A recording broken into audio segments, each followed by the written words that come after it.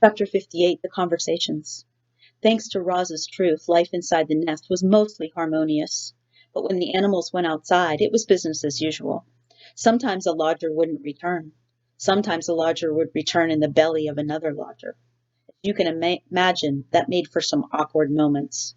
So when everyone was gathered around the fire, they tried to keep things pleasant by having conversations like these. I wonder what Brightbill is doing right now. Chit-Chat lay on her back and looked at the ceiling as she spoke. And where is he? And who's he with? And if he ever thinks about us back on the island. I'm sure he thinks about us, said Roz. I think about him all the time. I like to imagine that the geese had a fun flight to the wintering grounds, and now Brightbill is floating on a lovely lake, eating yummy food and making wonderful new friends. But hopefully they're not too wonderful, because I'd like to stay his best friend if possible. That is a nice thought, thought Roz, but I worry that the flock might have gotten caught in this icy weather. I do not think they would handle it well. Don't worry, I'm sure they're fine, said Chit-Chat. Brightbill is such a great flyer that I just know he'll keep the flock out of trouble.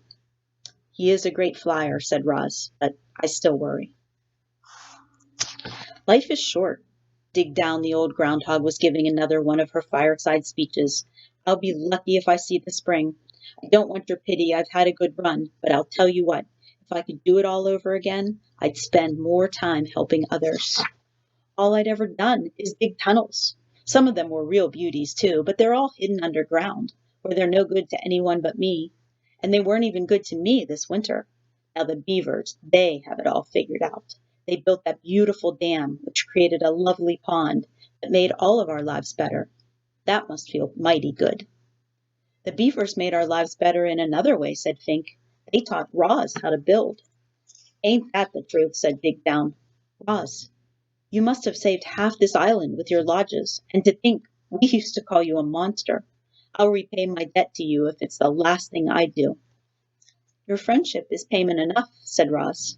Oh, please, your sweetness is going to make me sick. There must be something we can do. Your friendship really is enough. Friends help each other, and I will need all the help I can get.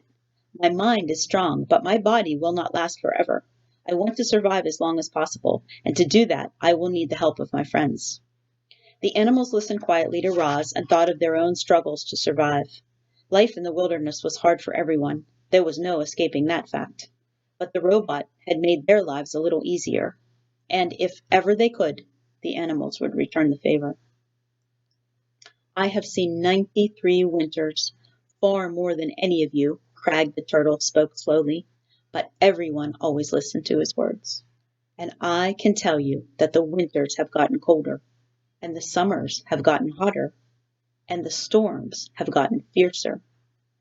I heard that the ocean has gotten higher, said Chit-Chat. I don't see how that could be true. I mean, where would all the extra water come from?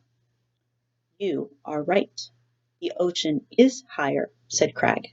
My grandfather used to say that long ago this island was not an island at all. It was a mountain surrounded by flatlands. And then the ground shook, and the oceans grew, and the land slowly flooded until the mountain became this island. Animals from far and wide were forced to come here to escape the floodwaters. In those early days, there were too many animals living in too small a place. The island did not have enough food to feed them all. But between fighting and disease and famine, a balance was finally reached, and we have kept the balance ever since. Chit-Chat's eyes grew wide with concern. If the ocean keeps rising, the island will be swallowed up by the waves, and I don't even know how to swim. If the waves ever do swallow this island, it will not happen for a very long time, said Crag. By then, we will all be long dead, even me. Everything has a purpose. It was Swooper's turn to lecture the lodgers. The sun is meant to give light, plants are meant to grow, we owls are meant to hunt. We mice are meant to hide. We raccoons are meant to scavenge. Roz, what are you meant to do? I do not believe I have a purpose.